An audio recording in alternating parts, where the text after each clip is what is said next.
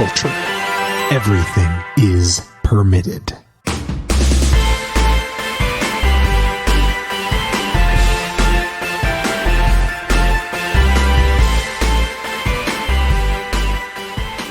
Welcome to the Second Annual Golden Gauntlets. I'm your host, Julian Brown, alongside my co-host, the Man of Steel, Matt Reppert, and the Master of Puns, Brittany Tomes. How we doing? Pretty great. I was going to go, for the Golden Gauntlets. Oh, God. I want it to be like really cool and dramatic and the best award show ever. Ever. Matt, how you doing? I'm doing okay. You know, I went to bed a little late. I got to try and get back to my normal sleep schedule for work for 2 weeks, but Yeah. So I'm a little tired. I made it. I survived this great You survived the first 2020 plague of 2020. stomach purge of 2020. Down with the sickness, Julian. Oh, man, it was fucking brutal. That's what he also said before he would throw up every time. Nice, guys. R.I.P.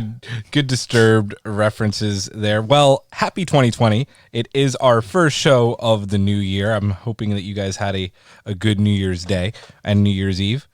We went to Heather and I went to a friend's house to watch the ball drop up in Jersey. We went to our friend Barry and Rachel's house, and we played some board games for a few hours leading up to that. So, yeah, it was a good night all around. Board game nights are always the best way, I think. I literally went and put my board games out on the front porch so Matt didn't have to have any contact with me, and hopefully hopefully they didn't have any contaminants on them.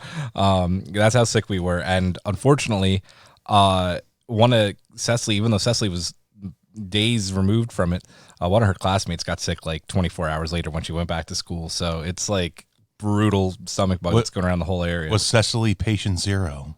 Probably. No, our friend, our family friend, we were at Christmas at my dad's, Georgia.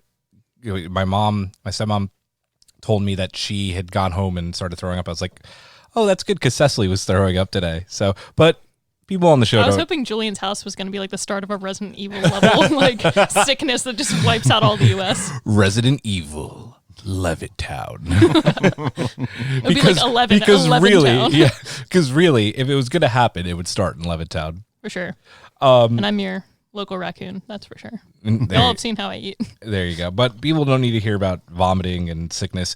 We're here to do the Second Annual Golden Gauntlets. And as I mentioned, this is our first show of the new year. And along with our Second Annual Award Show today, which we've changed up considerably from last year, we got rid of some categories, added some new ones, kind of simplified it a little bit because of RPG Gate last year.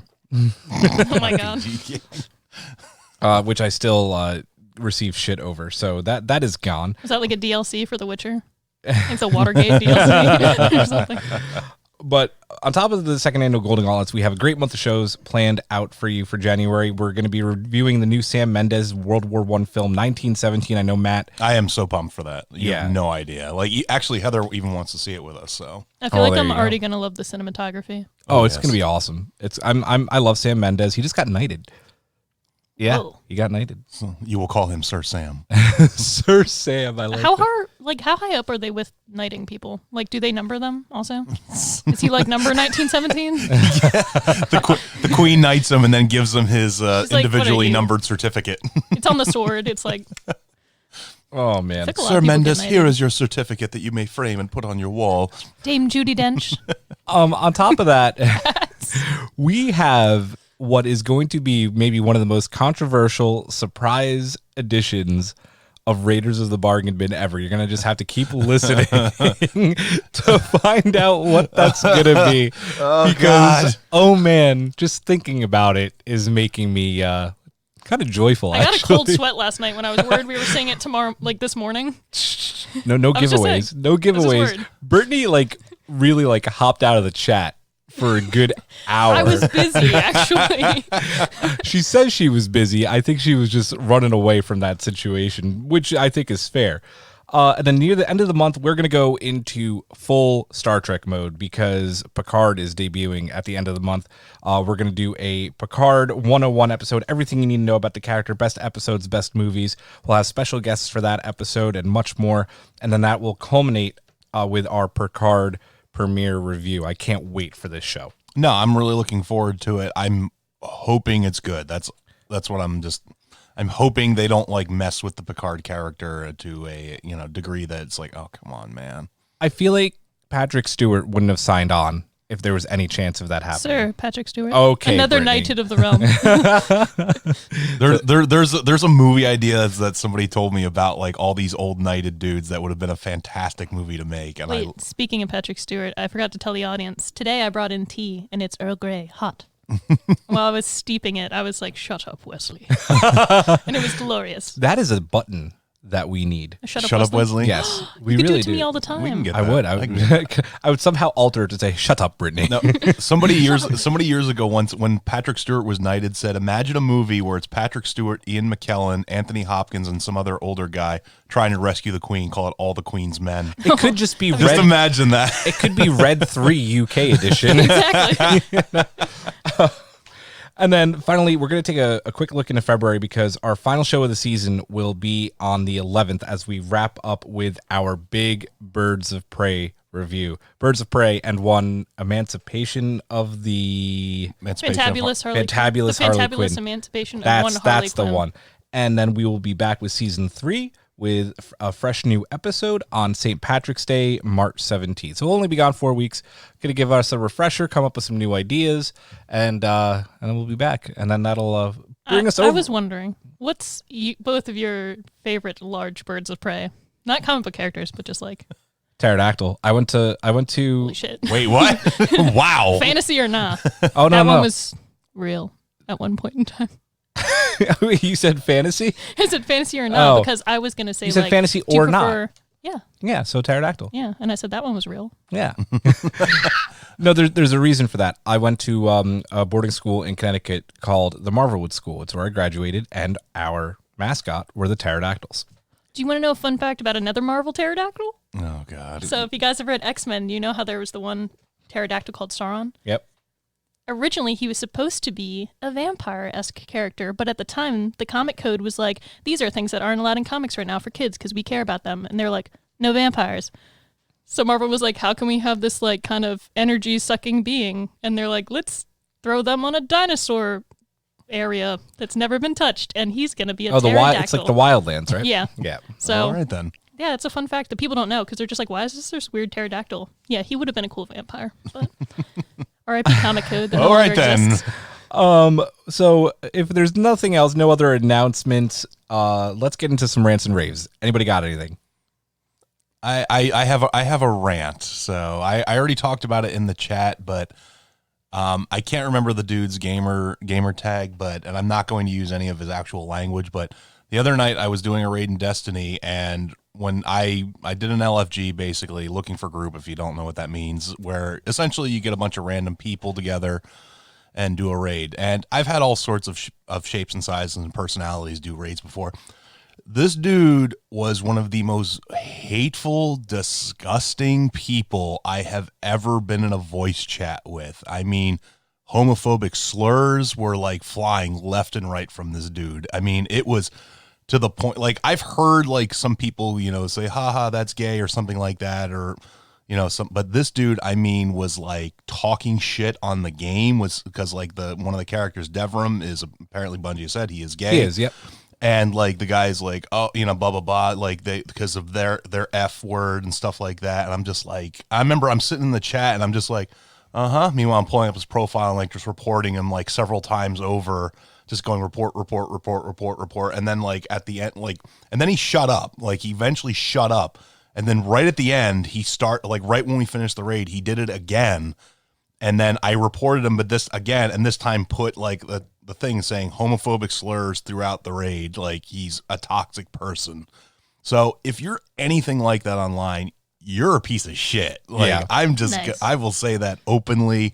Like you're garbage. I don't want you in any video game I play. I don't want you even on the fucking internet. Like this isn't a frank exchange of ideas or like we just think a little bit differently. Like you're toxic. Like you are almost dangerous to society like that. So This is such a Batman moment for you. I know, right? Matt's the hero we deserve. I will find you and I will kill you. Yeah.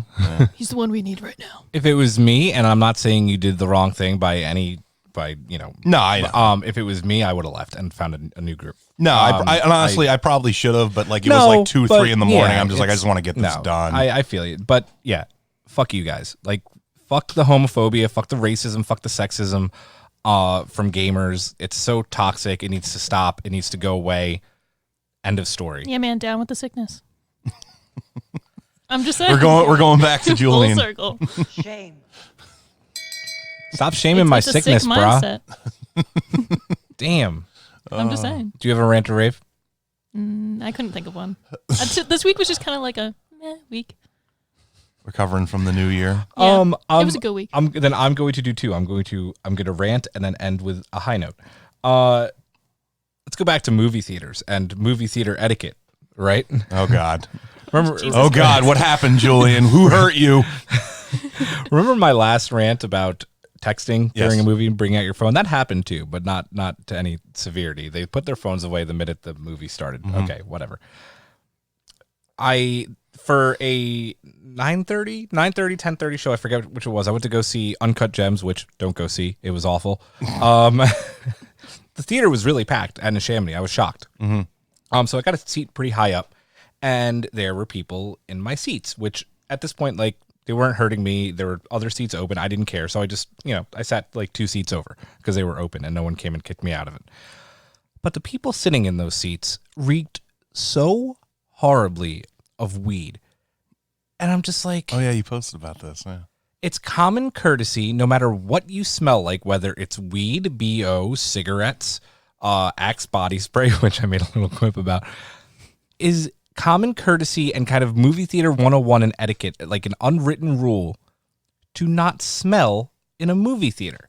It's just like one of those things. Like, I don't want to smell a skunk for the next 2 hours because that is what weed after smoking it smells like.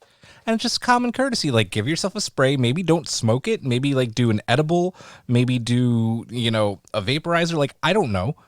I'll just Do something different. And meanwhile, some motherfucker who I was like kind of acquaintances with, who was somehow on my friends list, like was shaming me about like shaming, people who smoke weed. I'm like, I'm not shaming people who smoke weed. Like, I've smoked weed before. Like, I've done an edible recently. Like, I'm not judging you. I'm judging the fact that you reek or smelling up this entire theater. There's a huge difference. Just don't text. Don't reek. Don't talk. put that in the little thing, like turn off your cell phone, spray yourself with Febreze if you've been smoking weed. The poor Game of Thrones character leaves the room. Yeah, give yourself reek. give yourself some like ocean spray smell or something. Like, I don't. I'll just tell you right now. This is coming from the man that loves candles. Okay, so take him seriously. I'll just tell you right now is that one of the biggest clues to me, if I ever stop you on a car stop, is that you have smoked weed or are smoking weed or are on it right now, is there's a bottle or 2 of Febreze in your car. Like, you're just like, oh yeah, what's the Febreze? Oh, I just like my car smelling. Yeah, I bet you do like it smelling fresh. Anyway, maybe they just really needed that amount of weed to get through Uncut Gems. Maybe they wanted Adam Sandler to be funny in a role that he wasn't funny in. Oh man, it was a mess. Anyway, just don't smell bad during a movie. I think that's not a lot to ask for, right? Like, no. Am I crazy? I thought You're you were not gonna. crazy. I thought you were gonna say BO at first, and I was about to be like, "Oh yeah." But like, it's pretty much the same thing. Like, weed smells bad. No, it does. Like- It definitely has a very pungent, noticeable odor. And listen, like, I totally Using that support. in Like, the dictionary. I am a full proponent of legalizing marijuana. I've smoked it No, I a am lot as well. when I was in college. I never smoked it. I have no problem with it. Like, I don't want you to smell. That's it. Don't be stinky. I'm the square who's never smoked weed. That's okay. I don't think Brittany has either. No, I haven't. See, there you go. I'm the rebel in the group. Brittany's family, Wow. if you're listening, she's fine. She's fine. She's No, they good. know I'm fine. I like don't even drink alcohol. They're just like, Nah, I oh, don't Brittany's just either. doing her own thing. Brittany said something to me in the chat last night about like either like cracking a cold one or cracking something else if you don't drink. I said, Jesus. when he went to the theater alone, I said, crack open a cold one for me. And I Or put an in quotes icy. in icy. That's right. Oh man. And then my kind of going into a rave is, remember for our last episode of 2019, I made some New Year's resolutions. And so far, I have like kept up with them vigorously. I finished my Thrawn book, which wasn't very good, the second one. Then I went and bought the third one and got the audiobook, which I'm liking a lot so far. And then I also was working on my mad Photoshop skills. And then what was the third one? Go see more like Movies. Yeah, just movies that movies. aren't blockbusters. And I went and saw Uncut Gems, which fucking sucked. Which definitely wasn't a blockbuster. About to say that plan backfired. I mean, listen, that's the risk you take, you know? And that's what Adam Sandler said before he took this film. It's the risk Yes, you it take. is. I mean, listen, it's getting critically acclaimed. About to It's say, getting I've golden. heard like good things about Critics Sandler love it. and the movie. Audiences do not. That's the way this one's going. Julian's a part of the unwashed masses in this review. Literally the unwashed masses. I guess you can say it's a diamond in the rough. And then I was just, Emphasis on the rough for Julian. I don't know whether to shame you for that one or not. Okay, you can let it go. I'm gonna let it go. He's gonna let it slide. Let it go. Let it slide. go. And then finally, last night, I was just dicking around on my phone, and I went into my Google Docs and found, as we were talking about last week or the week before on our Skywalker special, my episode 9 script that I was writing. And like, I just posted the opening crawl, and I think Heather or Brittany were like, I want to read more. So I posted the whole thing, and now we're talking about like my whole plot of the movie, and I decided I'm going to finish it. I'm not gonna lie, I am enjoying it. Like, I want It's you to post good, more. right? It's better than Rise of Skywalker. Matt's like, I have not read the fanfic. I could have done without the tentacle rape. Oh, I mean, that's there, though. You got to deal with that. Excuse me. Like, that's the Sarlacc, and that's a whole nother thing. There's a whole subculture for that. Anyway, I appreciate that you guys wanted to know more, and you got my creative juices flowing again. I'm excited to Oh, kind of shit. jot down my ideas.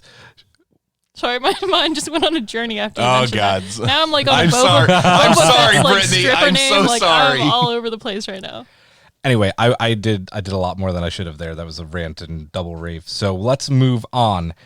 It is time for The Permitted Minute. The permitted minute. the permitted minute, and we are going to go here in, let's see, 5, 4, 3, 2, 1.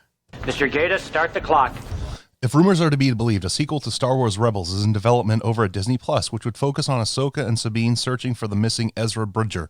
The show is rumored to debut this year.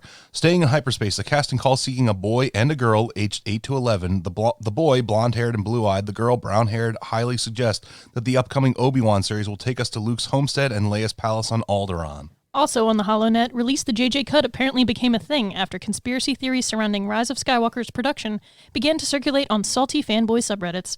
Here we go again. Good news for fans, hoping that the New Mutant film will also be released by Disney at some point. While the film has been stuck in limbo following the Disney-Fox merger, a new trailer for the X-Men spin-off should already be live by the time this episode's release has happened, as well as a promise from director Josh Boone that the film will be released in its original form.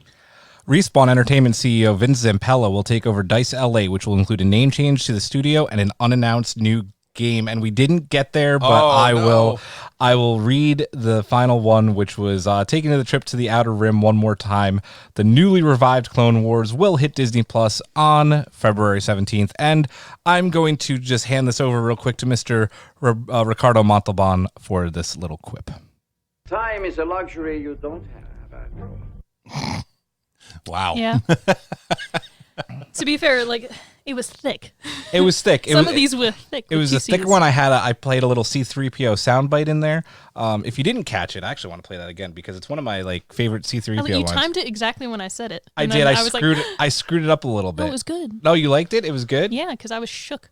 Good. I like being shook. She was shook. But here it is again. It's, C-3PO going, Here we go again. yeah. You got to love that. I always do this when I do his voice. Guys, that's our first fail. I think Human cyber In think like a Relations. while. I think since Brittany joined the show on her first episode. I don't know. I'd have to go back Yeah, I and think listen. we haven't really messed up. Most of the time we've hit it like right on the dot. Or That is not. true. That is very true. We were Starting 2020 off right, not making the permitted. I was actually kind of hoping that would happen. We almost got there. When we hit the mark, it was How long have you had that soundbite? which one? Here we go again. No, the Ricardo Montalban. How long has that been in there? It's been in there for a very long time, and this is the first time we've gotten to use it. Nice. It's been in there since we got the man. Roadcaster. No, man.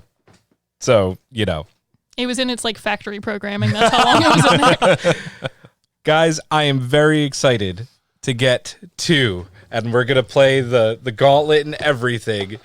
It is Oh, my God. time for, oh my God, this thing can't fit in my hand. We're gonna make this. He doesn't have the star. Oh my god, it's moving. Yeah. The second annual Golden Gauntlets. That does sound cool.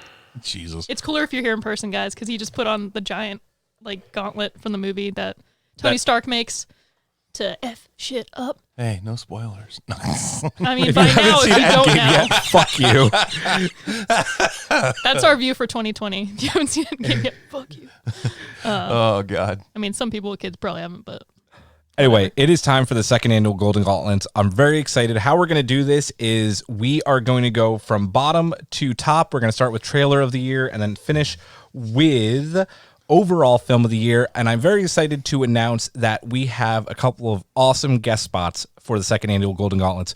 Our very good friends from across the border over in Canada, Geeks with Kids, are going to be going over our superhero film of the year category as well as the overall film of the year category. Very excited to have those guys do a guest spot for us. I love their show. And then also the other Wade's Comic Madness podcast, the OGs of Wade's Comic Madness, the namesake of Wade's Comic Madness, the Comic Madness Variety Hour podcast is obviously going to do best comic event of the year. I think you said Comic Madness 8 times in 5 I seconds. did. Comic Madness. The comic The madness madness. is once again hitting him. It is. The madness is hitting me. Space madness. So a couple of great guests for those. How we're going to do this, I'll read the answer. We're going to go over the people's choice, and then we're going to go over, whether we agree and what our picks would have been for those categories. So this is going to probably take a while. So let's get right down to it. Our first Golden Gauntlet for trailer of the year goes to... Who wants to read it? The final Endgame trailer. The final Avengers Endgame trailer. Now, I think it won by quite a bit. Not a landslide, but quite a bit. Yep. Do we agree with this? Was this the best trailer of the year? I honestly don't remember what the final Endgame trailer was. At this point, I don't think I picked that. But I do remember the Endgame trailers did get people very hype, especially because, you're coming off of Infinity War and that year hiatus, and you're just ready for it. I have to remember the specific beats of the trailer, but if it's the one where I'm thinking of where it's when Thanos is talking and he's you couldn't abide by your own failure, and where did that bring you? Yeah. Back to me. Back to me. That line That is was is pretty much one of the best. Honestly, Josh Brolin, we have to be honest, fucking kills it as Goosebumps. Thanos.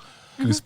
But He does a good that job. line specifically when he's just sitting there, and then in the trailer when he appears, because that's the first time you actually see Thanos in any of the trailers. Yes, Because correct. before the first one, it was just his armor, as the They Scarecrow were keeping it and all very that. secret. That's when it was just yes, And I believe that same trailer also has the Tony, Steve, being reunited, and they're do you trust me? And he's like, I do. And it's such a big moment because they're coming together. And I think it's also where they start that tagline of what is it? It's a whole. They say it in the movie 1,000 times. We're in whatever, the Endgame? No, whatever it takes. Whatever it takes. Whatever yeah. it takes. Yeah, that was the Whatever It Takes trailer. So, Yeah. okay. Yeah. Rise of Skywalker was on there It as was well. just so long ago, I don't remember. None of the Rise of Skywalker trailers hyped me up. Well, the final one I think people are referring to, not the TV spots that came afterwards, but was the one where it was really dramatic, where it's now I'm taking a final look at all my friends. Yes, the And then music. Leia was getting everybody to get teared up. Yep. And it had the Luke, monologue over the top. So that one I thought was really good. I think that's the one I voted for. The But music in that music one is what got is you. what Yeah. drew me in. The music is what got me. Yep. that was the good trailer of them all. The good trailer of them all. But I think Avengers Endgame, that movie had so much riding on it after Infinity War, and the TV spots and the trailers, because they were being so secretive about the movie, were giving, next to nothing about the movie. And then this one big trailer, is just goosebump inducing, makes you want to scream, was really good. All right. So let's move on to the controversy of the year, the biggest controversy of Womp womp. 2019. And I don't know if you should call this a winner or not, or the loser is The final season of Game of Thrones. I feel like we should have had a wah, Yeah, wah, wah. Oh, I could do that too. I just have to get it. There we go. Yeah, the final season of Game of Thrones, even though I have not yet watched it, I've like read enough and seen enough clips that I pretty much have seen most of the season already. Probably better off just not. Yeah, I just wouldn't. know. I own all And the you just seasons. watched The Witcher, so like, why even go? Why know, even right? stoop to that level? Such a better show already. But yeah, I mean, if something that landed with like such a wet thud, it was the final season of Game of Thrones. Like you took one of the most epic loved shows of the past, like better part of the decade, I'd say. Like I haven't seen a show generate this much hype since like Breaking Bad back in the day, and you just completely just dropped the ball on it. I mean, obviously the reasons are numerous and would take a while to discuss, but I hated the final season of Game of Thrones, like hated, and people were like, you just gotta like, appreciate it for what it is, and you can't just base the show on the entire season. I'm like, fuck you can't. Like, of course you can. The writers literally decided to throw culminating story. everything Doesn't they follow did through. in 7 past seasons and throw it out the window. Having said that, Just like Jamie pushing Bran out in the first season. exactly. Character development. Having said that, I actually loved the finale. I did. I thought the finale was very well done. Like the last few shots where it shows all the different Starks doing their things. No, I actually liked the episode. I didn't. I had You issues. mean Bran the Brogue? I know. Bran the Brogue. We The should wheelie elect wheelie legs no feely is the king. the fact that they literally like they thought it's a good idea. We'll elect Bran king, and then when he dies, another king will be elected. Like that's going to be terrible. Yeah. I don't like their politics. I just thought it was a well done episode. Daenerys turning evil is probably the stupidest thing that has ever happened in everything. It of wasn't anything. established that well. It wasn't established at all. Like they're like, of course she would kill innocents. Like they've been leading up to that the whole show. I'm like, no, the that's whole the only show thing has she been did like that was is her save number people. one rule is not to kill innocents. So she kill a shit ton of other people. She and cried when her dragons killed like this little kid or these Yeah. little kids. Like she does not kill sheep. innocents. That like end of story. And then let's talk about the Battle of Winterfell, which was the Night King, sir. that was the you mean the more the, disappointing than the Knights of Ren. I think was the lack of. the person you and thought that's saying something. the person you thought was going to be the big bad throughout the season is killed. Like what was it, the third episode into the season? Third. It was so bad, and you could barely tell what was happening for 2/3 of the episode. It was shot so poorly. I like some parts of it. I hated the whole thing. I hated the whole damn thing. I like when Arya was stealthing through the library. That was cool. She's like, okay, that's fair. That was cool. That was cool. I will give you that. Do we agree on this? Was this close to, or was this? What else did we have here? Oh yeah, what was this? Uh, No, this was like controversy almost a of the- landslide. Yeah. Because and the other was the Marvel. The other was the like Spidey fallout. That was winning for a while actually, and then I think And then people remembered. Game of Thrones. Like that's the thing. the They North forget it happened. remembers. Oh yeah, it ended this year. I forgot. Yep. So they're like, oh yeah, Spidey, that was wild. And then they're like, oh no, Game of Thrones though. What else was on there? Let me see. The only other thing that was really even voted on was Scorsese, Coppola hating on Marvel. Oh yeah. I would But that say was Game like- of Thrones. Not many votes. No, Game of Thrones just, I mean, listen, it's had shockwaves that have, reverberated around pop culture now. They do have a Netflix contract, but they were also, if you want to believe what you will, I think they were fired off of Star Wars before they even got started. This had consequences. So it was a pretty big deal. About time something in this world has consequences. Goddamn right.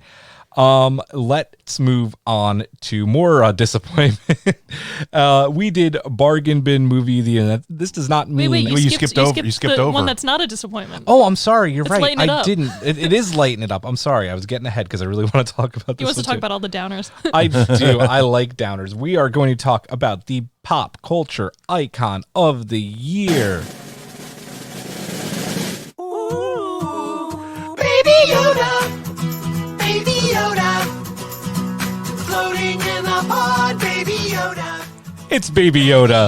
Of Ta-da! course, it's Baby Who Yoda. would it be, really, if not Baby Yoda? And why did I take that category? Because I have him tattooed on my arm. Yep. And- Our Lord and Savior, And Baby Yoda. damn, is he cute. Damn, is he cute. Coming in a not so close second is Robert Downey Jr. for his, time as Tony Stark. Because Robert Downey Jr. Kind of Is is Tony Yeah. but Parallel universe, Tony Stark. okay, we were all excited when we saw Baby Yoda at the end of that first episode of Mandalorian, but did we ever think that this was going to happen? This crazy, he's just taken over the internet. No, if you would have told me a year ago that like the world would be obsessed with Baby Yoda, I'd be like, what? I'd be like, is there like a prequel where it shows like Yoda as a baby? Like that would have been all over the place. He's awesome. He's adorable. He's cute. He's a mystery. Obviously, we're going to find out more about him. Hopefully. He's everybody's favorite Hopefully. adopted son. He is. He is, I think, a bigger pop culture icon than Mickey Mouse. than Elmo, Tickle Me Elmo was back in like the 90s. He's huge. He's getting a whole line of merch. Some of it's cool, some of it's not. Like Karen's already got her Baby Yoda pop socket. It's in a pod. It works very well. Baby Yoda's awesome. So legit. Too legit to quit. He's a beacon of light in these dark times. Indeed, he is. I'm happy he won, even though Robert Downey Jr. probably is a good pick as well. I think I went with Robert Downey Jr. when I actually voted You in this. didn't vote for Baby Yoda. I picked Baby Yoda You son of a bitch. easily. Well, because Robert Downey Jr. is the culmination of a decade of movies and such like that have grossed billions of dollars. And Baby Yoda is my love of 42 years of Star Wars done right. True. Fair enough. Okay. Baby Yoda wins. Let's move on. Let's move on to what Julian wanted to talk about Yeah, all along. sorry. No, I mean, I love talking about Baby Yoda too. It's bargain bin movie of the year. Now, this doesn't mean the best bargain bin movie of the year. It means the worst bargain bin movie of the year.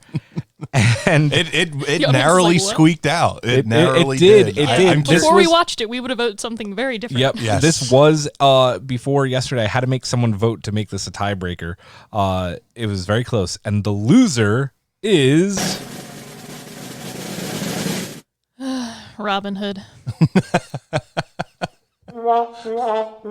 I couldn't even say that enthusiastically. I mean, how can you? Like, how can you? Just thinking about this movie makes me want to scream. yeah. I just picture them on that stupid fucking cart going through steampunk Europe and like all the fire raising and the horse flips and That's crashes what you through a think about? wall. Because all I think about is all the designer clothing. I will Well, that admit, too, but like that scene. I love how terrible this movie is. That I like. It's one of those movies where it's like it's so fucking terrible. Like I almost have like looped around to like loving it, like by proxy. It's gonna gain a cult following. Like, just watch. It's gonna be horrible. You know who the best Robin Hood was? Taron Egerton. I'm really shut up. You mean Rob? Rob and his beanie? In no other iteration of Robin Hood has Robin Hood ever been called Rob or the Hood. or the Hood. Sorry, Green Arrow. They tried for Green Arrow real Oh, hard. they did. I'm still shocked there wasn't a lawsuit. Like he's And the either SEAL been Team called 6 in the Middle Yeah. East. Oh my god. he's either been called Robin or Robin of Locksley. Like Yes. that's it. Like no nothing. No, It's good to see you, Rob. Meanwhile, It's just Loxley now. the I would one. have taken that. at Call me least. Locks. Luscious Locks. Can I get a bagel and cream cheese with that? Oh my god. Meanwhile, you have like the one and only black But that's guy more in all of wherever they are. England.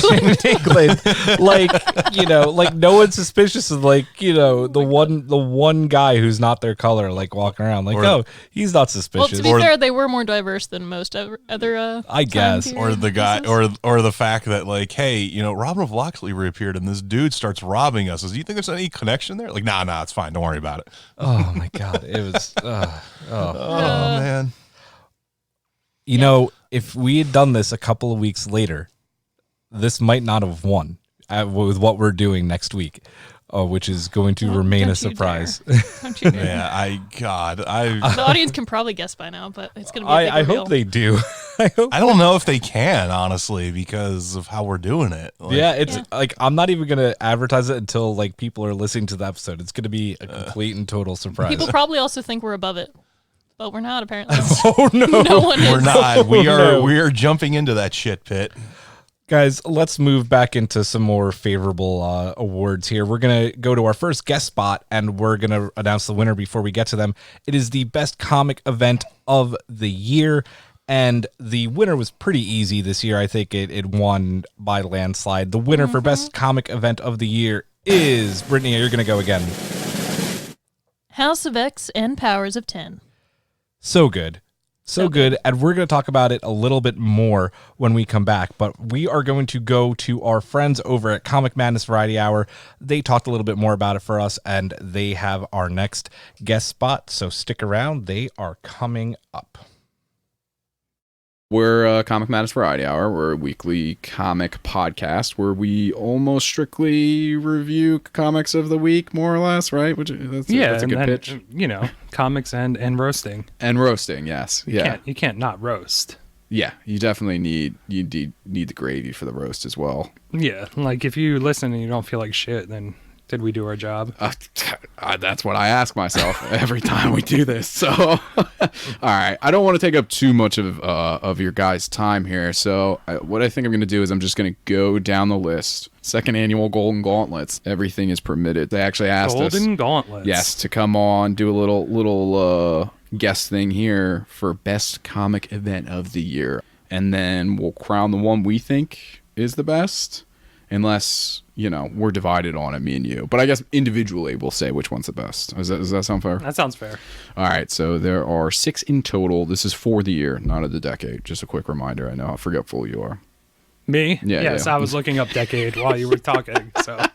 So year Yes. is 12 months. I was like, vision. Right, yeah. Definitely that. So the first one, House and Powers of X. Obvious winner. Which I feel like is probably the front runner, just looking at this list. But I mean, House and Powers of X, for me, like rejuvenated X-Men. Yeah, I haven't read X-Men since New X-Men. Right. So when was that? 6-7 years ago. Yeah, it was a long long time time ago. And I'm right back in. Right. And I think Hickman really did a good job. X-Men is one of those ones that needs to be layered. I think if done properly, just because it's so complicated and convoluted. Right. You have to get the nuances, but you have to get them right. Otherwise, it's really bad. Right. And this is the one I feel like it just felt like an event. It felt very impactful, which I feel like some other events in comics, particularly Marvel ones, sometimes don't have that. Yeah. Absolute Carnage. Absolute Carnage. Okay, well, we'll go right into that one, which is the number 2, Absolute Carnage. Tell me your thoughts on that one. Wow, you got My thought of this is...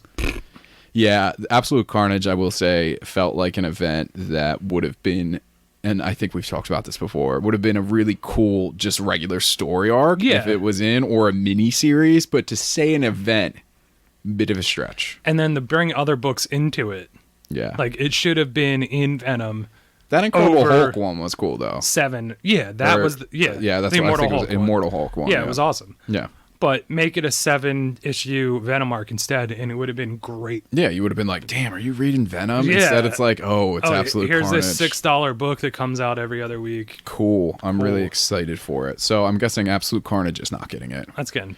All right. Here's an interesting one. Doomsday Clock. Bit of a stretch to say it's for the year, but it has ended. So I will say, okay. I didn't read it. You didn't? No, you read some of it. I read you just some didn't of it. read I read it in issue full. 1 through 4, and then I read the last issue, which was really cool. Mm-hmm. But only because Jay Garrick and Alan Scott were in it. If they weren't, I would not have cared. So far, though, so you're saying like House of Powers of X. That's your front runner right now. But I feel like, is that something that people are going to be talking about in 5-10 years? Like, I feel like Doomsday Clock is something that might stand the test of time because it works just on its own almost. Perhaps. Because so if that's the case, would that just not automatically make it? Yeah, but I wouldn't say that was of the year though. Like I would say that's in contention your on the loophole list. is okay. But I do believe if people are like, "Yo, what X-Men should I read?" I'd be like, "Yo, dude, House of X." Yeah. Okay, that's fair. So Doomsday Clock, I think it just did something that a lot of people didn't think was possible, which was to touch Watchmen storyline and characters and say, hey, you know what? This isn't all bad. I mean, they put their biggest gun, I think, arguably on it. So, or big two. And the art, ridiculous. Choice. All right, next up on the list, we have War of the Realms, which was Marvel's summer event, if you remember correctly, where it was primarily a Thor and all of the Nine realms came to fight on Earth. The weird part about that one is I felt like the tie-ins were better than the actual story. Yeah, I agree with Because that. the tie-ins, all of them Like the were Punisher good. ones. Yeah. The Punisher. And then the dude. one afterwards. What was that? Punisher Kill Crew. Yeah. So good. It's so much fun. But the main story was just kind of It was definitely another one where I get that Jason Aaron was building up to this. So they were like, yeah, we have to make this like an epic event of, earth-shattering proportions as they do. But it definitely was another one that was like, yeah, this is strictly a Thor thing. And if Yeah. you don't care about Thor, then you're probably not going to care about like this. the main story was a bit of a snoozer.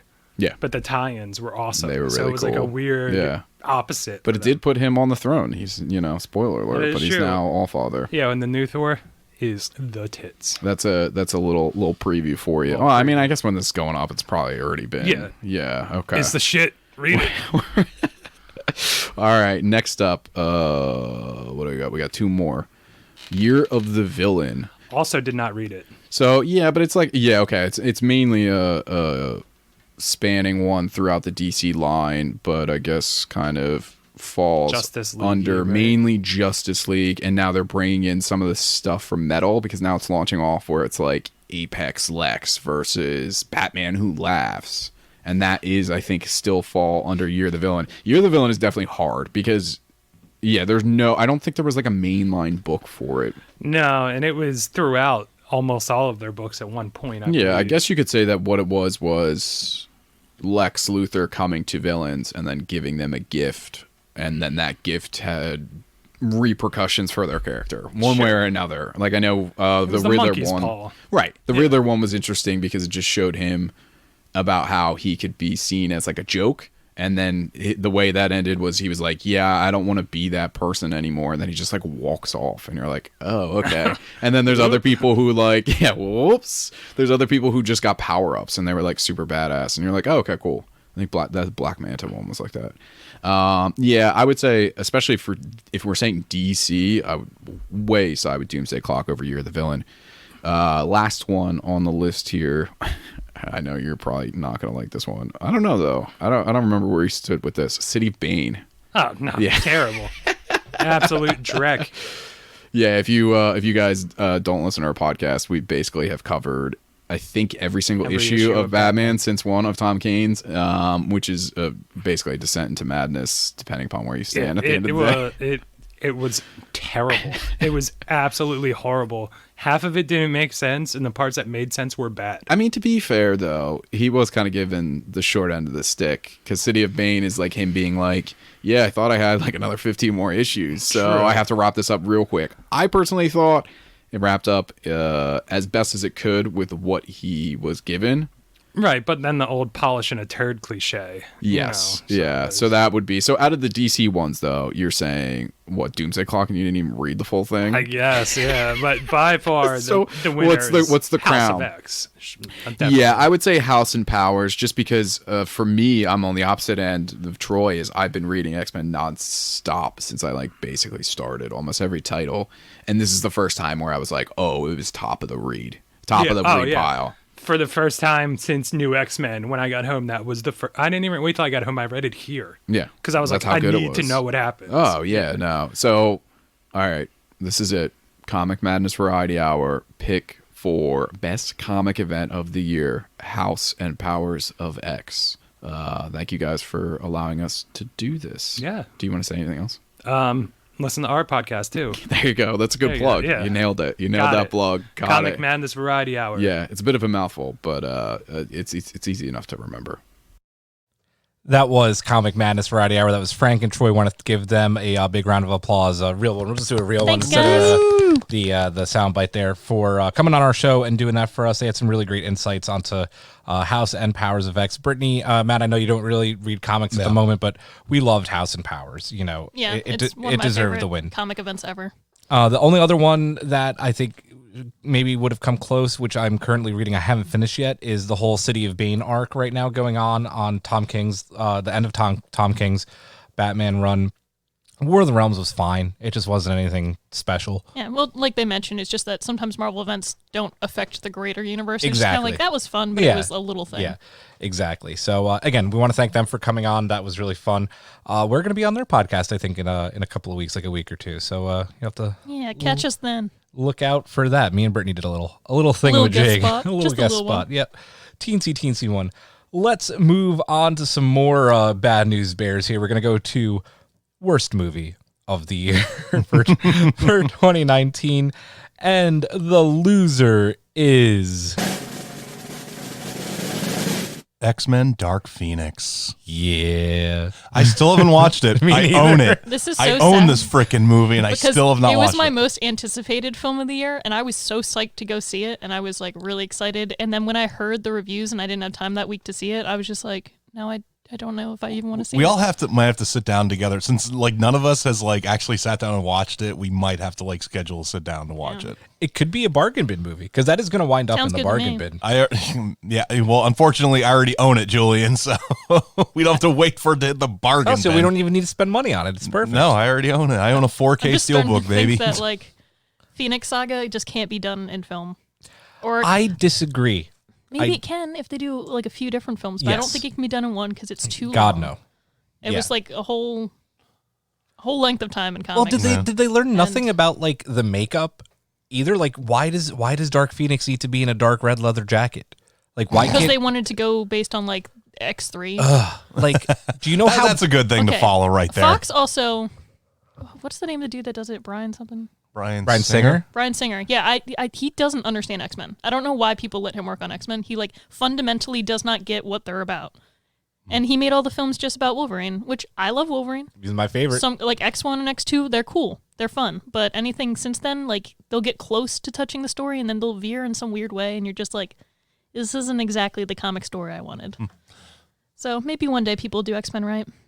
Also on there was Midway. Oh god. And what else? I voted for that one. Yeah, I think I voted for Midway. I as think well. I also Shit. did. Hellboy, we got That I disagree with. Even being like, I didn't think it was as bad as people said it was. we have The Upside, which I don't even remember what that one is. That was Bryan Cranston and Kevin Hart, where Bryan Cranston is a paraplegic. no, that's just a remake of a French movie. Yes, Yeah, I that's know. why it didn't do well. Yes. Les Intouchables. Oh my god. There it is, baby. Yep, The There's the French. Untouchables, which is a really good movie, by the way. If you want to see it done right, watch that one, The Untouchables. I really don't want to talk about Dark Phoenix anymore. I'm Oh, that's why I skipped ahead. I'm so pissed off about how Dark Phoenix has been treated because I'm such a huge X-Men fan. Mm-hmm. And we were just talking about how awesome House and Powers was. Like, it's just fucking Yeah. frustrating. And like the animated series did well with it, but still not. Like if you want to read it and experience it right, you're gonna have to still go the comic route. Yeah. So I mean, they have a huge omnibus out right now that I did buy. It was like $100, Oh but my it was God. worth it because I love that whole comic arc. All right. It's really great. It's like one of the biggest. It's still one of the biggest comic stories ever. We're going to move on to, and I'm going to do a disclaimer here. This is when a specific contender is going to start running away with a lot of these Golden Gauntlets. I was actually shocked because it wasn't winning all of them for a while, and then people started voting, and it kind of ran away with it. And we're getting into streaming and streaming services, and we're going to start right away with the best streaming exclusive of 2019, and the winner is...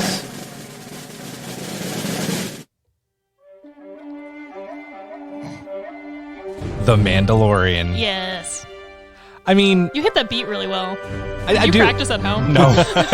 I was really hoping I got it right. Oh man. I love the synth version of the song. It's so good. Oh, so good. Jesus. I love 80s stuff. It deserves it. There's some other really good options on there, but Dark Crystal. well, What? okay, and that Who? was Where? the. If Mandalorian didn't come out, that probably would have stole it.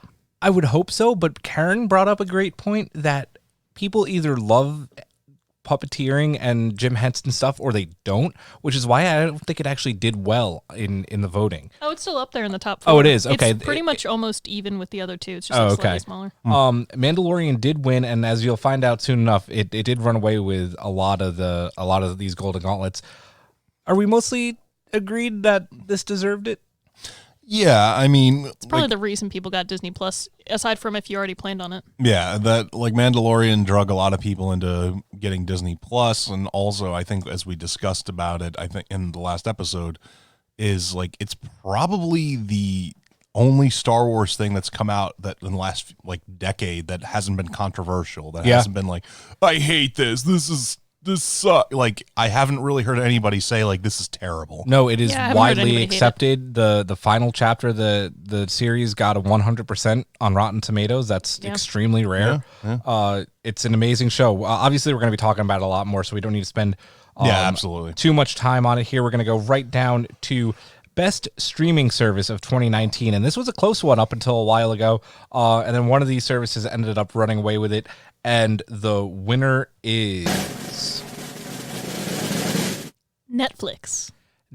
Disney Plus was winning for a while. Yeah, I feel like it's still just because Disney Plus doesn't have a lot of their own original shows and programming aside from like the movies that everybody expects from Disney Plus. So like Netflix still has a lot more original content out. So people are sticking with Netflix until Disney ups their game. Yeah, I agree with that. I mean, people have been canceling Disney Plus because Mandalorian is over with. Which I think is dumb because Clone Wars is coming in a month. Oh, you just get it again. That's how. But once again, some Star Wars fans haven't watched the animated shows. That's true. I don't That's understand fair. why, but you know, there are people out there that They just are. watched Mandalorian for Baby Yoda. Yeah. Even people that don't even like Star Wars just watch it for that, and they're definitely not going to watch the other shows. Yeah, I mean, at the end of the day, what am I watching? I am watching Netflix. Listen, it missed the cut because it debuted late in December, but, you know, The Witcher could have been very easily a contender on here. I'm watching The Witcher. I'm watching The Crown. I'm watching Designated Survivor. Like, a lot of the shows I'm watching are on Netflix. I still haven't finished because I'm not letting go. I'm still watching The Punisher season 2. And I have yet to watch Jessica Jones season 3 yet. So, you know, those are all just there sitting I need for to finish me. them too. Yeah. I think it's no surprise Netflix won. Prime has a lot of good stuff too. They had Carnival Prime is Row. getting better. It is. Oh, It Jack is. and the Jack Ryan, I Ryan. heard was Yeah, very Good Omens was good too. But Yes. Netflix, Good Omens was fantastic. It could have been better, I feel, but Netflix, Take what we can despite get. their debt and, you know, all the content they're putting out, is still king. yeah. Yeah. Let's move on to the biggest bombshell of 2019. And we are going to announce the winner here. Baby Yoda taking the world by storm. Yeah. Yeah, not shocked at all. The memeable little bastard. I mean, he's everywhere. Yeah. Even people Literally that everywhere. don't watch Star Wars or don't like it, like I said, there was one of my coworkers behind me who's, you know, older than me. She has a picture of him, literally just a picture, not even a meme, taped above her desk to get her through rough days at work. Like, she was like, I just see him all over the internet and he's so darn cute. And she's going to get like the doll when he comes out, like the different figures and stuff. She's like, I'm ready. So cute. The other bombshells were Game of Thrones. Yeah, Weiss and Benioff. Let's see. Baby Yoda. What was the second biggest one? Disney Fox merger finalizing. So that's the second biggest voted. And then the third one was Spidergate.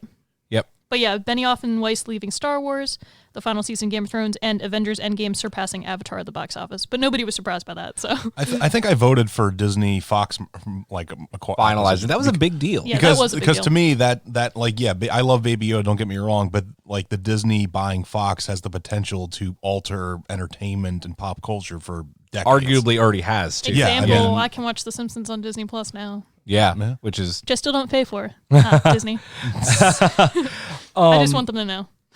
But also, you know, we talked about it earlier with Benioff and Weiss, you know, being fired, not fired, but leaving, quote unquote, Star Wars, which, you know, I think in actuality, Kathleen Kennedy saw what happened with Game of Thrones and were like, bye, Felicia.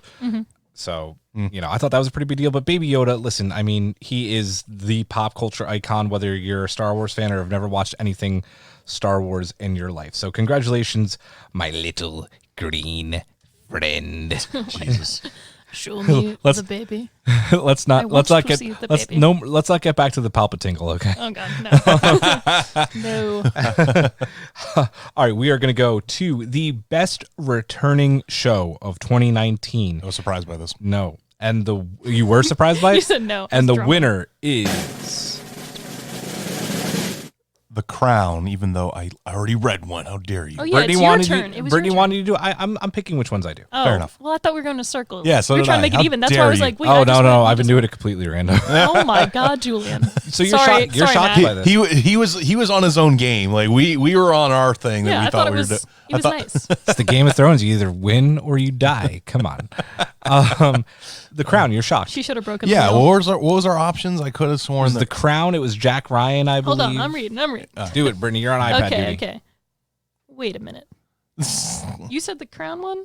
I did. Uh-oh. That is not the.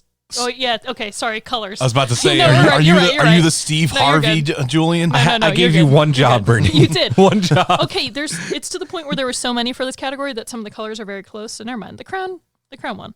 But second was Man in the High Castle. Yes. Third was Star Trek Discovery. And then, I guess, tied is Arrow and Glow. Then you have like the Flash and Jack Ryan that are like even smaller. Oh yeah. The Crown's really good. I mean, it's a great show. I'm not saying it's not, but honestly, like Heather and I watched the last season of Man in the High Castle, and by the way, she's on my ass that we have not talked about it. Well, So because we I have haven't. to at some We point. will. I haven't. I have to binge it. We will do that. I wanted to see because I love The Crown. I watched the last 2 seasons, and then they did the big casting change because they're doing an older version of the Queen. Yeah. So I'm gonna forget her damn name. She took over Queen Elizabeth. Well, Queen Elizabeth.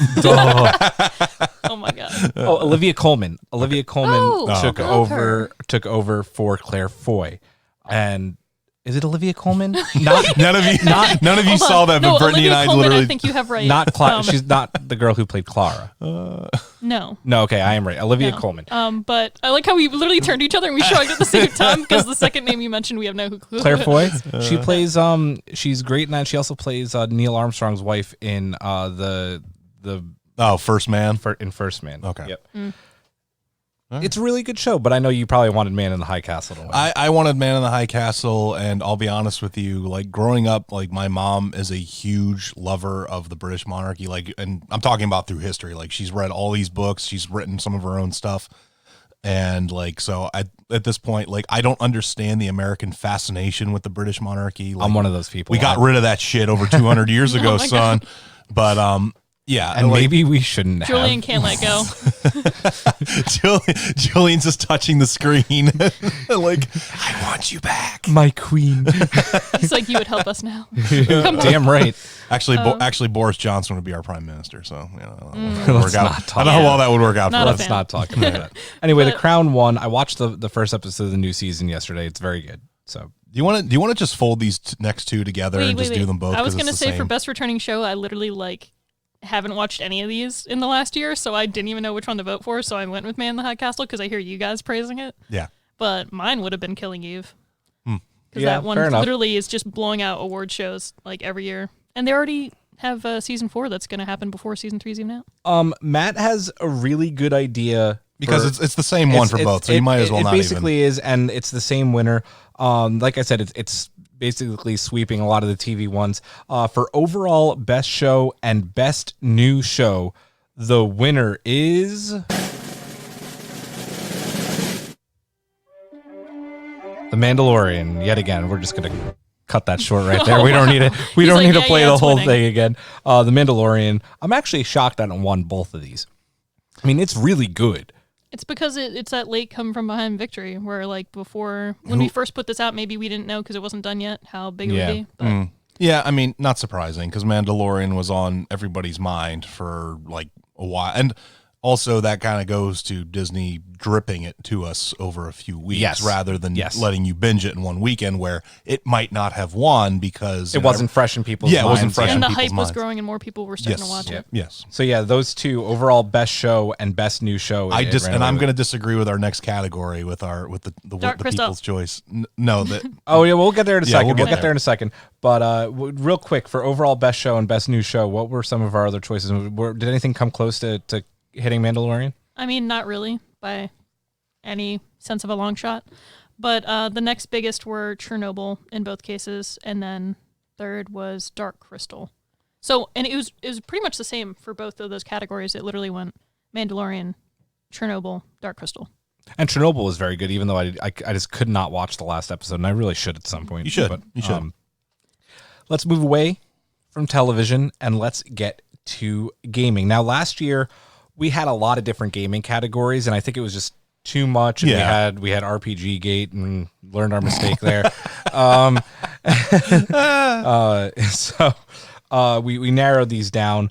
We're going to start with best indie game of the year. Matt's frustrated by it, so I'm going to let him do this one too. The winner is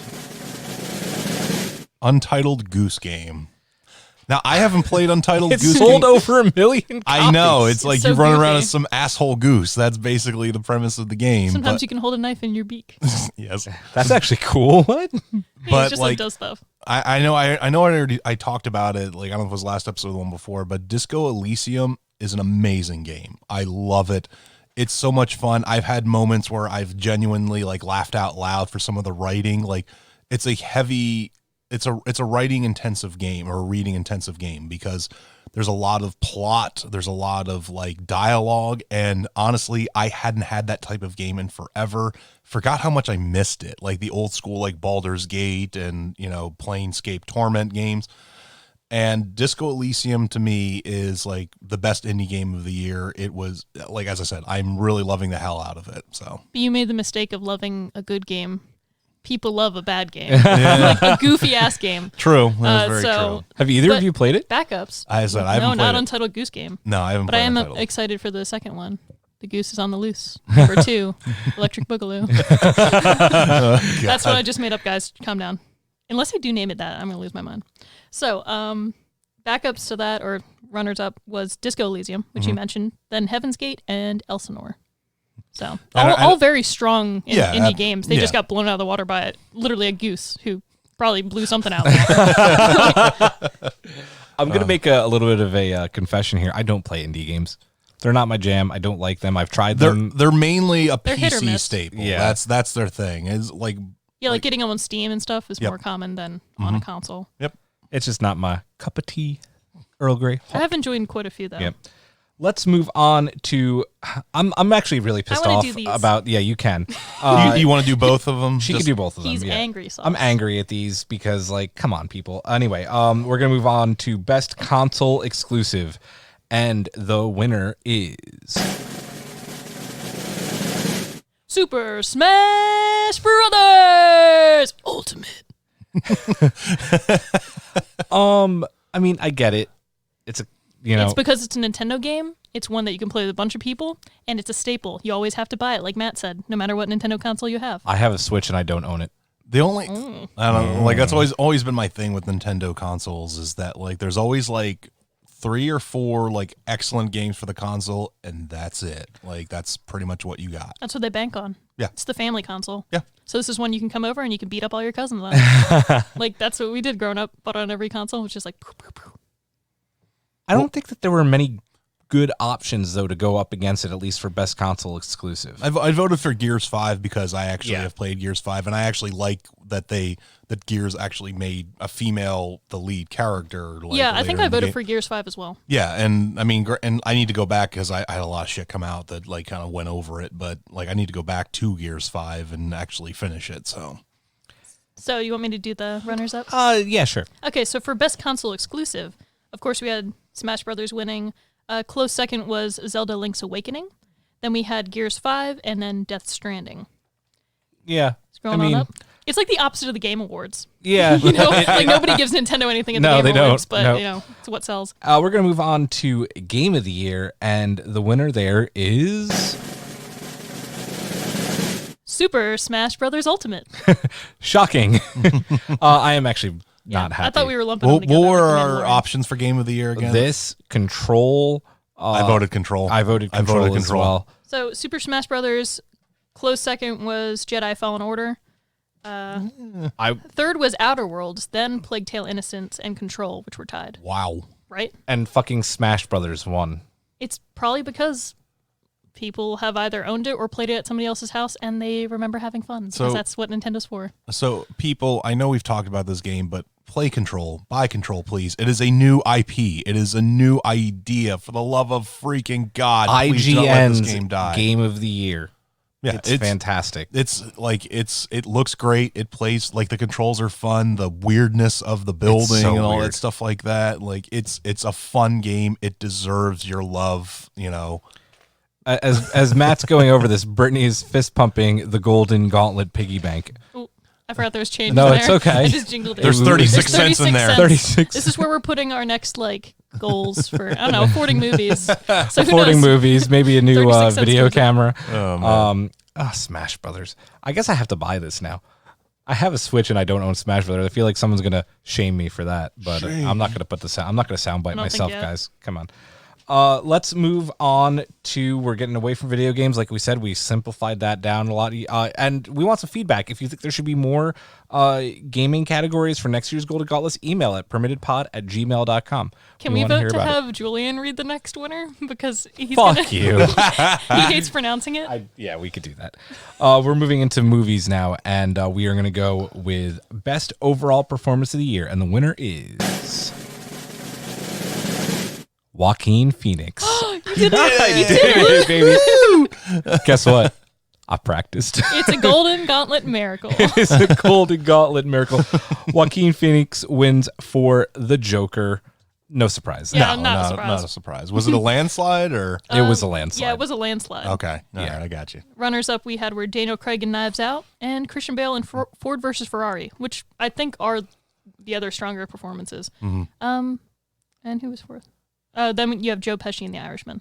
Which he was like one of the bright spots about that movie. Like No very, love very given good. to our Dr. Sleep people, who I None, would say gave amazing yes, performances. agreed. But And we're gonna hear about enough. that. I did vote in the Best Actress. I did vote That's Dr. okay. Sleep. So But he was so good. It comes out on 4K Steelbook this on this Tuesday. Tuesday when the show releases. I'm so excited to get that and watch it again. It was as so. am I. I don't know if I'm excited to watch it again because it's a deep, dark, fucked up. I mean, film, like, I'm very happy to finally own it and Yes. like have the ability to watch it whenever I want. anyway, congratulations to him. I'm guessing he's going to get a lot of awards this award season, or Yeah. maybe he won't. You know, do you think he'll do that weird laugh while he's up there? I hope not. I'd like to thank the Academy for this award. I guess I got what I fucking deserve. Well Holds up done. the Oscar. Brittany, I'm going to let you do this next one because it is a bit of a controversy because it ended in a tie. And We because have- two of my bays are up there? Yeah, exactly. Two winners here, and it is going to be, the winner is for Best Actress. Brie Larson and Scarlett Johansson for both of their roles within the Marvel Universe, Captain Marvel and Black Widow in Avengers Endgame. Shocked that this ended in a tie, and I tried to make it not end in a tie, and Yeah. it still ended in a tie. I mean, I think it's because, you know, not a spoiler because you should have seen it by now, but Scarlett Johansson's character, who you've grown to love, dies in that film. Brittany, you're still coddling the The Gauntlet there. or snuggling the Yeah, Golden yeah, Gauntlet. You know, this is my award ceremony. I earned it. And then Brie, I mean, I still have people coming into the comics book store, and anytime they bring up Captain Marvel, they're like, I really enjoyed that girl that played her. And I'm like, yeah, Brie Larson, cool. Yeah, her name's Because Brie they always Larson. see my jacket, and they're just like, oh. Who was the runner up there? Oh, Anna de Armas for Anna. Knives Out. So Brie and Anna, they're up there. I feel good about myself. And then another close runner up for fourth place, Kylie Curran for Dr. Sleep. That's who I voted for. I believe I voted for her as well. Yeah. Oh, didn't we put what's her face on there? Yeah, Rebecca Ferguson. She's in there as well. It's just she's not one of the bigger percentages. Yeah. Who Y'all I sleeping really on her. like. She's going to be a cult following. Well, I like, can't wait to get bad to guy. I can't wait to get to our next guest spot. It's coming up after this next category. Our friends at Geeks with Kids talk about Dr. Sleep in some detail, and I'm really excited to hear that. Let's move on to Best Actor. I think this is going to be no surprise. Matt, I'll let you take this one. The winner is Joaquin Phoenix. Joaquin on Sunshine. Look at you making the puns. How dare you, I sir? think I stole that from Brittany, but whatever. It's okay. I'll take it. You know, that's got to be a compliment in some way. Don't need to really spend too much time on this. It's not a shock. You know, killed it as the Joker. We already, Yeah. All you need to know is somehow Ewan McGregor also popped up for Dr. Sleep in this one as the second place. Runner up? Yeah. Oh, that's good. So I was Wow. like, good. He gets the recognition he deserves. Yeah. Yeah. So that's the only main thing to note. Yep. Oh, all right then. Ladies and gentlemen, we are on our final two categories and consequently our final two guest spots. Or I should say final one, but they're split up. These are very aesthetically pleasing graphs, Yes, they are. especially the next one. Yes. Sorry, I'm looking at the graphs as we go, and they've been like kind of wonky, and then this one's just like, I'm gonna have to look at the graphs then when we're. For superhero film of the year, as surprise that comes to no one, the winner is Avengers Endgame. I mean, obviously, it was the Duh. superhero movie event of of decade. the decade. And here to talk about superhero film of the year are our friends from Geeks with Kids. They're going to talk about Avengers Endgame and some of our other nominees, as well as I think some ones that may not have been on here. I'm not entirely sure. We're going to find out. Let's hear what our friends from Canada have to say. Hey, everybody. We're Geeks with Kids, a bi-weekly geeky podcast from a parenting point of view. I am Eric, and joining me is Matt and Hawk. Hello. Hey. Before we get started, I just want to give a big thank you to Julian, Matt, and Brittany from Everything is Permitted for having us on here to really lower the bar of the Golden Gauntlets. So much lower. Version 2.0, the snapping. So we got the chance to introduce two of the categories this year. And the first one we're doing is Best Superhero Movie of the Year. The four choices were Avengers Endgame, Captain Marvel, Spider-Man Far From Home, and Shazam. And I think it's pretty unanimous. We're all going to pick the same one. And we picked the same as the folks over at Everything is Permitted. We picked Avengers Endgame. Yeah. So why was this the number one on your list? Guys, go for it. Just coming out of a movie like that with that kind of an ending, how much more satisfied could you have been with a theatrical experience? Mm-hmm. Yeah. It was a culmination of 10 years of watching, like being a fan, like just being there for everything. And it was just like a super payoff.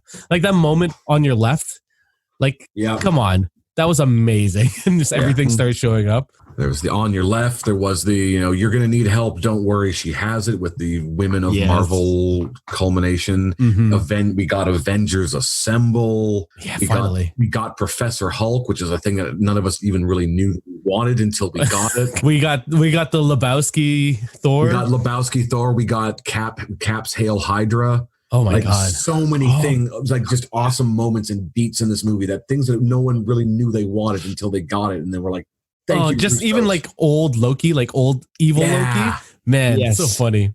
And the old Hulk, that like the old Lou Ferrigno. Oh, yeah, didn't he do the voice again? Oh yeah. He came back. Hearing the Ferrigno voice and all that. Oh man.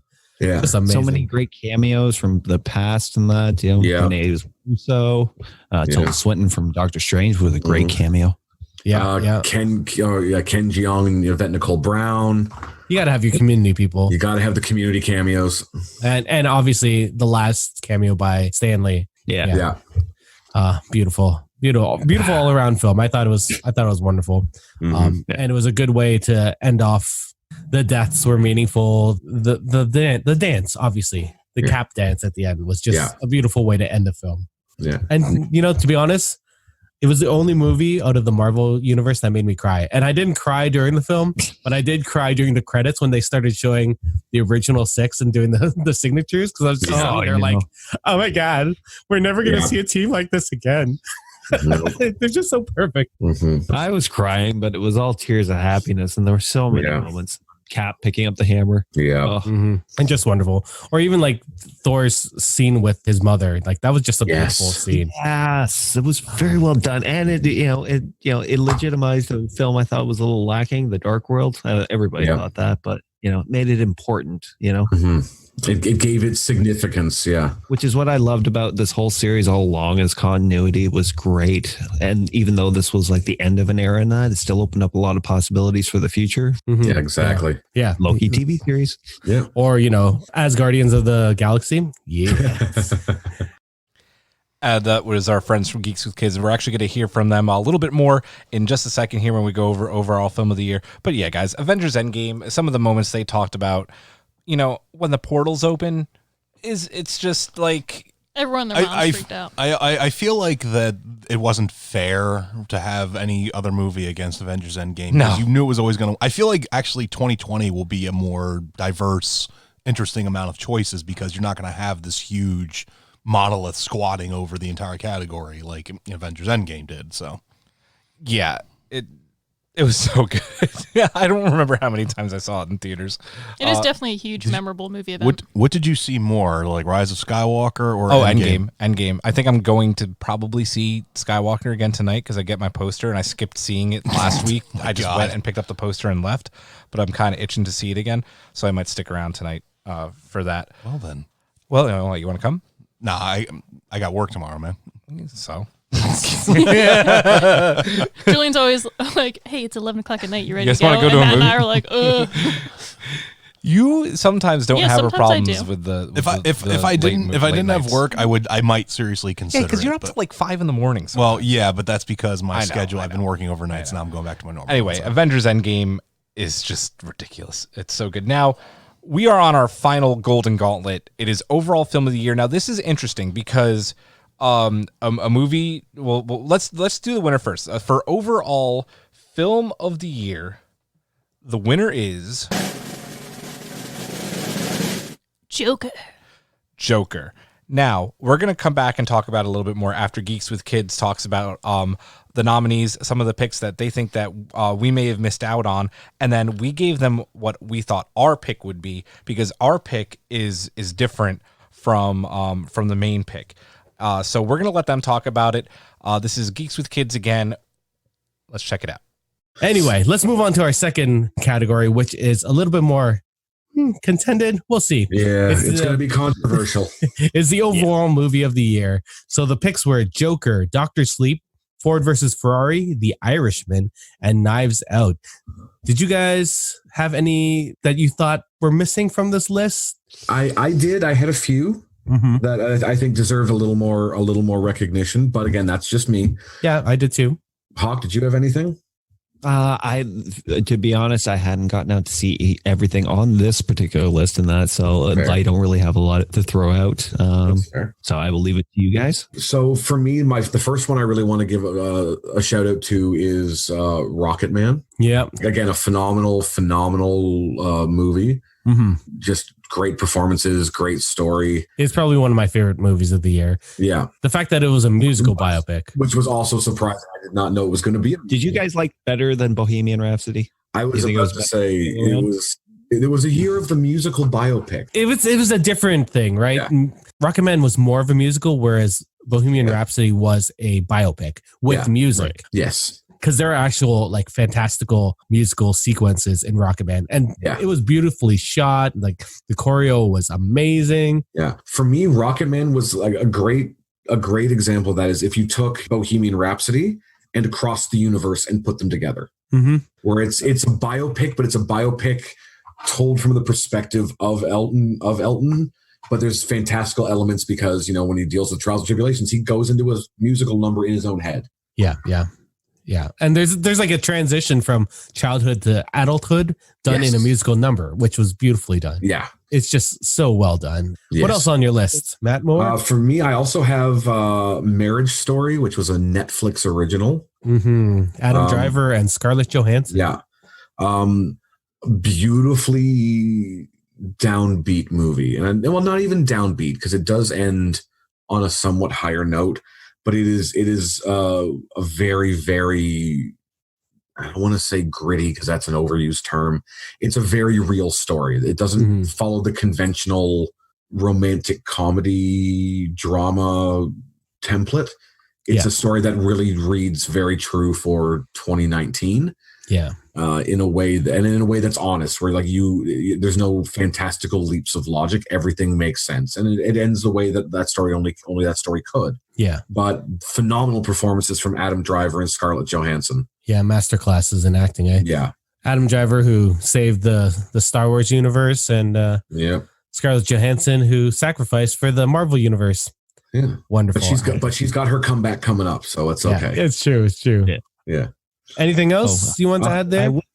I will mention the one film I did make an effort to get to see this year, and that even though it was just on Blu-ray, Midsummer. I'll throw that out there. Yep, that one. Ari Aster, his follow-up to Hereditary. He tackles the folk horror genre, which is not a very wide genre in that. So we kind of know what movie he's mirroring on it. But as far as cinematography and set design, costume design alone in that, it is worth mentioning in that. Plus an amazing performance by Florence Pugh. Yeah. No, it was disturbingly phenomenal. I still have yet to watch it, but I will. I will. And Ari Aster follows his trend of like hiding subliminal stuff in the background that if you see it, you see it, and if you don't, you don't. But you're not sure if you saw something or not. Midsummer is even more so than Hereditary. There's a lot of Easter eggs hidden in the background. Oh, good that luck. If you look just close enough, you'll catch it. Once you catch it, it makes you go, "Gah."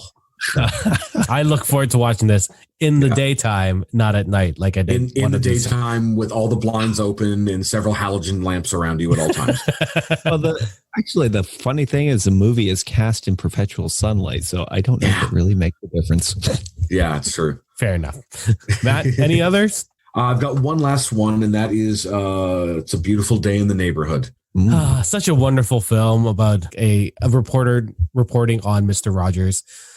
Who could have been a better pick for Mr. Rogers than Tom Hanks, right? There's no one. I'm going to say this now, and I will stand by it. I don't think Tom Hanks can play a bad role in a movie. No, I can't think of anything where movie he's on where he's been bad. Yeah.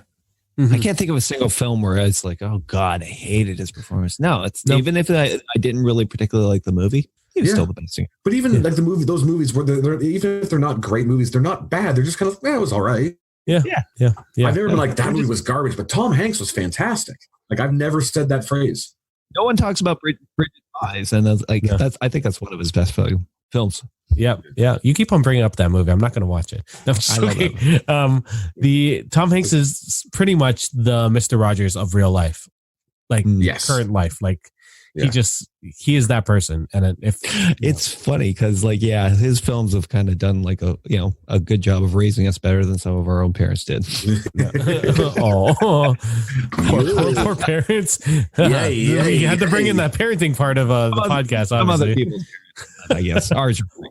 Any other thoughts on that before I read mine? He locks down Fred Rogers in a beautifully crafted way. Yeah. Again, perfectly. I haven't seen it. Whole thing. I haven't seen it, but I understand. I love the dynamic of a kind of a cynical journalist and that being made a convert to him again. Yeah. Oh yeah. Of course. So on my list, Rocket Man, like Matt had yesterday, which was a amazing film. It was a musical where this gentleman gets hit by a bus and he wakes up in a world where no one had heard of the Beatles. So he goes on and decides to record all the Beatles music and becomes this mega success. It was directed by Danny Boyle. So that movie was wonderful. It was, again, musical, wonderful. I thought Crawl was a fun movie. It was probably one of the best creature movies I've seen in years. No, absolutely. And if you listen to our podcast, you'll know my love-hate relationship with horror films. I'm just going to put this out there because it was a really fun movie and I love Keanu Reeves. John Wick 3 was so much fun.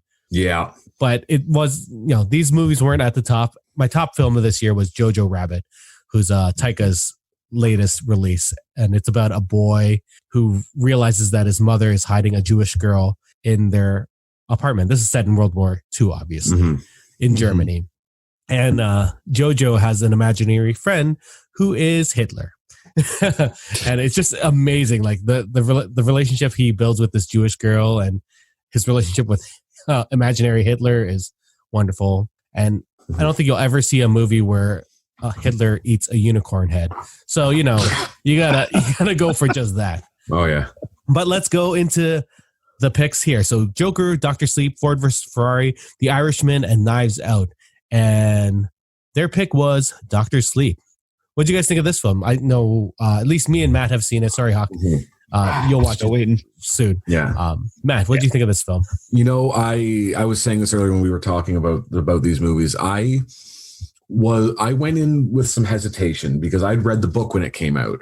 Same. And the book itself followed because again, it was Stephen King. So he had written a sequel to his novel, The Shining, which had some major deviations in the Kubrick film. Kubrick did his own thing and kind of made that movie. So when I heard they were going to do a film version of Dr. Sleep, I was like, okay, but are they going to follow the book or the movie? Because there's two different stories to tell. Yeah.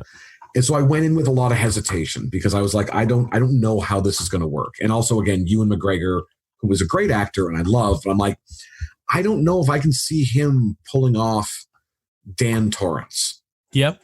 And within 15 minutes of that movie starting, I was sitting there going, I'm fully on board with this. They got it. Ewan McGregor is reminded me how much of a genius he is because I totally was like, yes, he is that kid grown up. Yep. 100%. There was mannerisms that he was doing in that movie that were mirroring stuff that Nicholson was doing in The Shining. Yeah. Little things and little movements and whatnot, where it was very much reminiscent of Jack Torrance, or even just little word variations that so pronunciations and cadence in his vocals.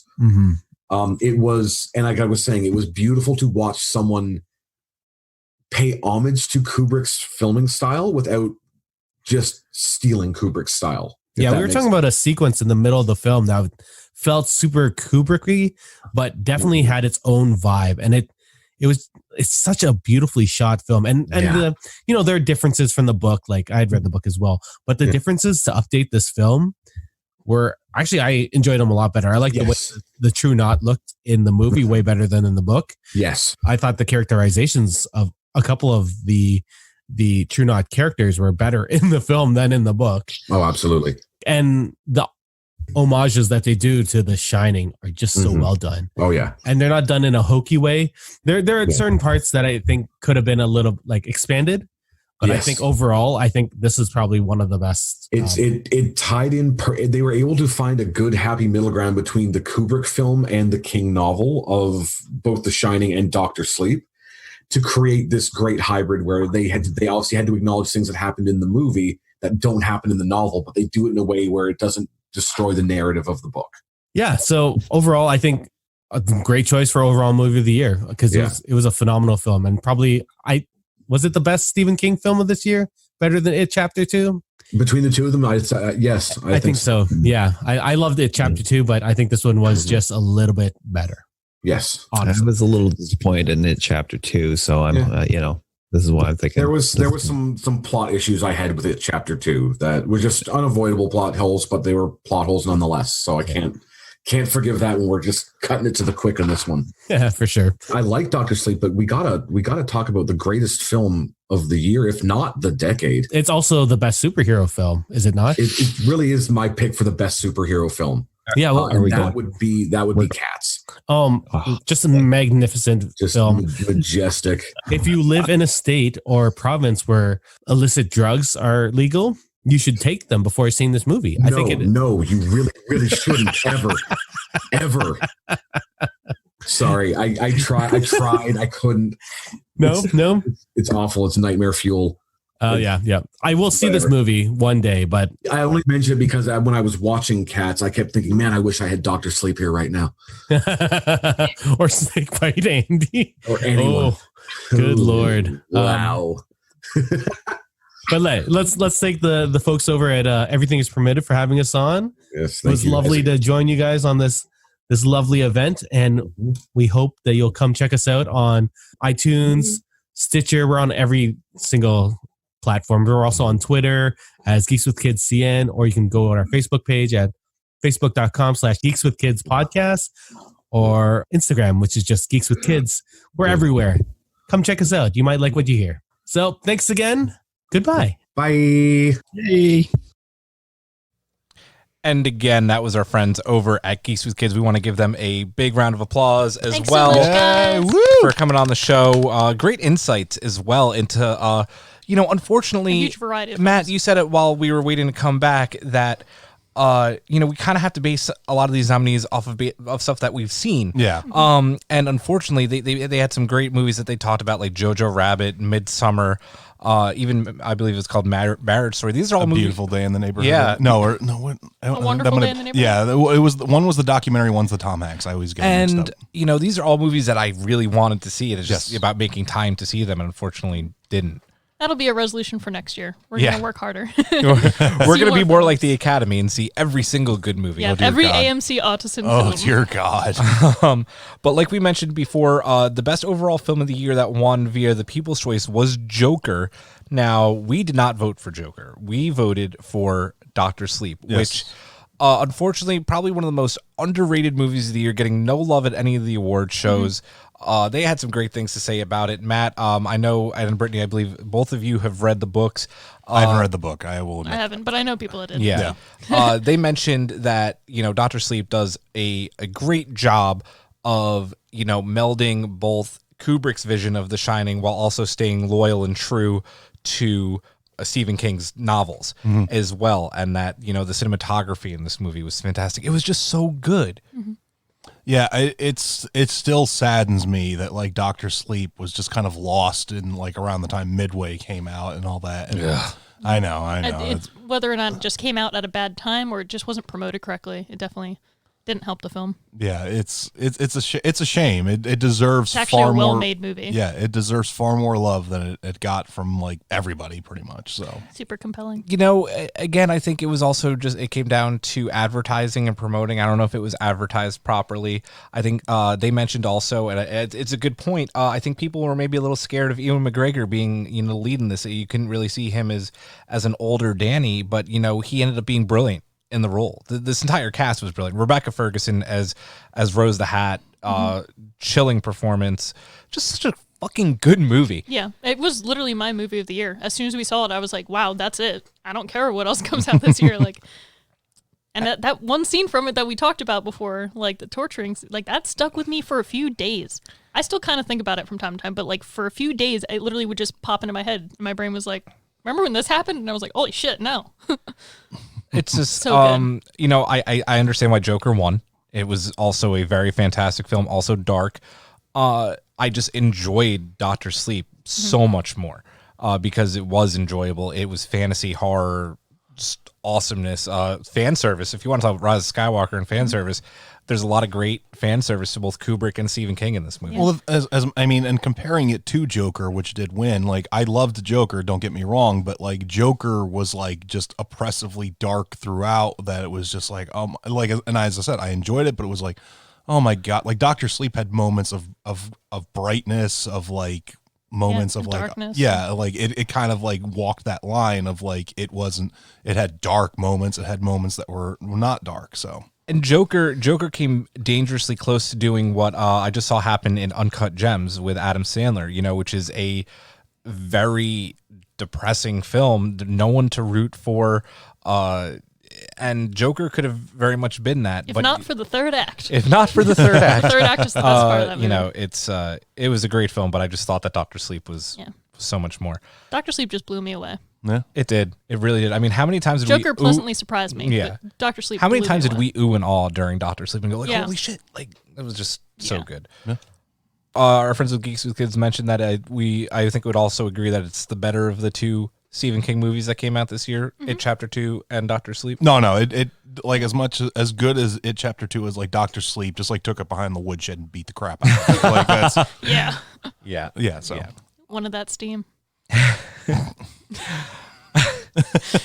Guys, please go see the movie so you get at least that joke I just said. Oh man. All right, guys. That does it for the second annual Golden Gauntlets. We'll be back next year with the third annual Golden Gauntlets, of course, and we will also be back next week with a fresh new episode. Before we get to that, real quick announcement.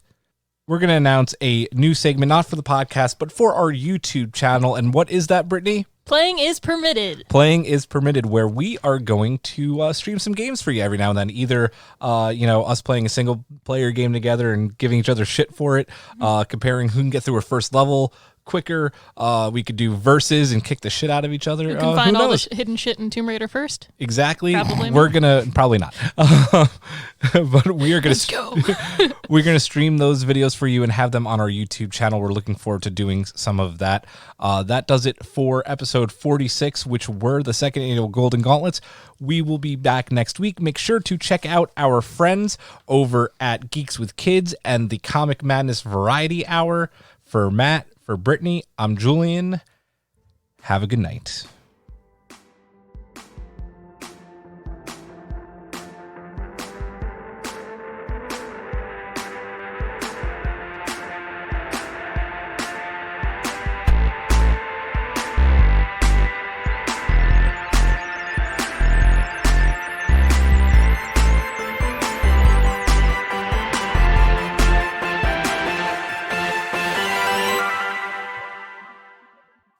You can find Everything is Permitted on Apple Podcasts, Spotify, Google Podcasts, and YouTube.